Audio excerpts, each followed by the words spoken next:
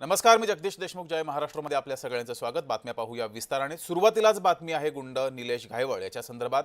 निलेश घायवळवर काल रात्री उशिरा आणखी एक गुन्हा दाखल झालाय. निलेश घायवळवर एकूण 10 गुन्हे दाखल झालेले आहेत. निलेश घायवळ आणि सचिन घायवळ यांच्या दोघांवर खंडणीचा गुन्हा दाखल झालाय. मुलांना भाजीपाला, दूध, अंडी पुरवणाऱ्या कंपन्यांकडून धमकावून खंडणी मागितल्याची माहिती सुद्धा समोर येते आहे. घायवळवर आतापर्यंत अनेक गुन्हे हे दाखल झालेत. 10 गुन्हे हे दाखल झाले.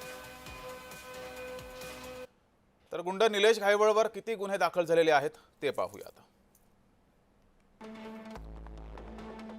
एक कोथरूड गोळीबार प्रकरणी गुन्हा दाखल झालाय.